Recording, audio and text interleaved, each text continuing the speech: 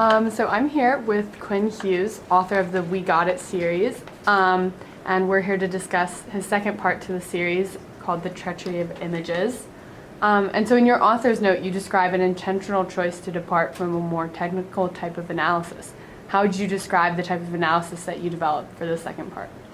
I think that for the second part, I wanted to get at something that's a little bit more challenging to put into kind of formal words, specifically in that my last article was so specific in the words that it was using and kind of the ideas that it was trying to get at. Specifically trying to get at these really specific ways to articulate, Black being and Black subjectivity as kind of a way to set the groundwork for the work that I was starting to depart into in part two. And so in part two, I really wanted to start thinking at things and ideas and concepts that are a lot more fluid, specifically thinking about art as something that oftentimes refuses very specific language and is hard to be described in and put into words so specifically. And so I think that there is so much feeling that can only really be articulated and presented through painting and imagery, that when trying to put words to these feelings that can only really be specifically represented in a very specific fashion, I really needed to use words and use language and use methods of analysis that were more fluid as well. And so with part two, what I was trying to do is get at a way of writing and a style of writing to be more conducive to a style of thinking that really is able to represent all that refuses representation. Got it. And so one of the pieces you reference is Self-Portrait by Basquiat. And when did you first see that piece? So I first saw Self-Portrait at the Broad Museum in Los Angeles over the summer. I became familiar with Basquiat when I was young, going to museums in New York, which is where Basquiat was from and produced all of his art. And then last winter break in St. Louis, there was an exhibit called Basquiat Before Basquiat at the Contemporary Art Museum in St. Louis. And there were a lot of his relics that were just kept around his personal life.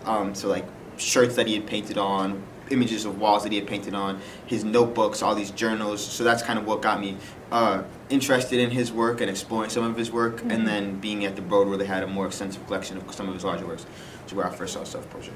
And what was your initial reaction when you first saw his work?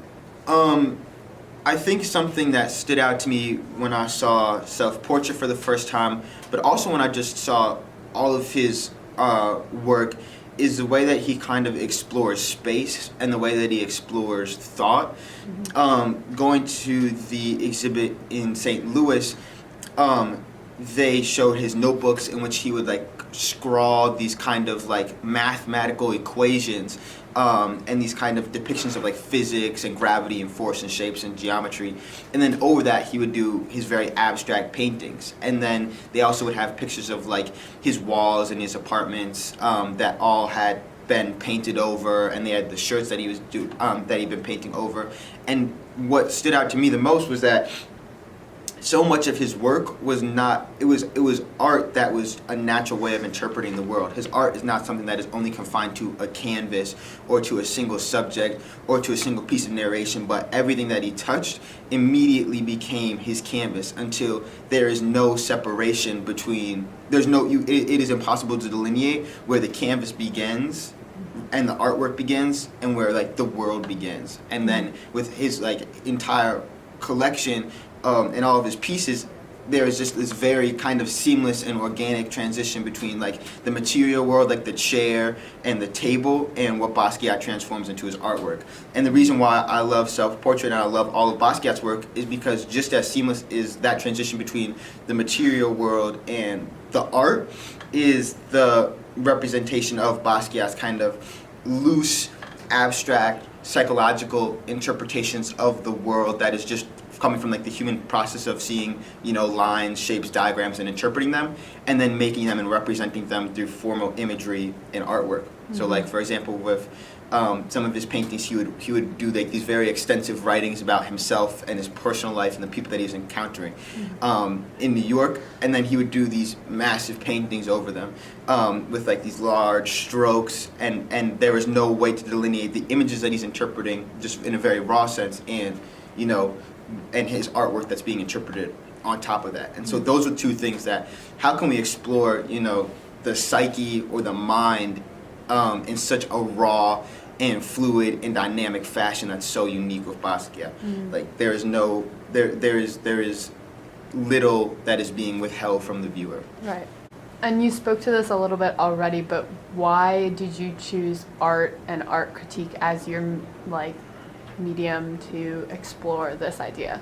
Yeah, I think for a lot of reasons, art is so magical and beautiful for me because it gets at everything that words just fail at getting at. How do you put words to, a John Coltrane solo? You can't do that. Like that's physically impossible. How do you put words to a Basquiat piece? That's not a thing you can do. And I think equally, how do you put words to the violences on the plantation? How do you put words to, in the movie Harriet, when Harriet Tubman's father closes his eyes when she comes back to visit their plantation so he won't tell the mother that he's seen her? How do you put words to that impossibility? You can't. And I think that, just like the jazz solos, just like the paintings, and just like the violences on the plantation, there's all a level of what refuses being spoken to through words. And I think art is the closest thing that we have to getting to be able to hold the terror and the beauty of blackness together. And so I think that art critique or attempting to put words to art or attempting to think through art in a way that can be maybe synthesized and thought together is, for me, first and foremost, a very therapeutic method of thinking through the world and how I can think through, all that is being interpreted. I think specifically beyond that, the work of art critique in and of itself is a practice of thinking about imagery and thinking about sound and thinking about sensory. And I think for me, what draws me to, and the reason why I think that there's a necessity to doing that, specifically now, is that more than ever we are being kind of barraged with images of black suffering. When there is the white police officer who throws the black student on the chair out of the desk in school, that's on Twitter.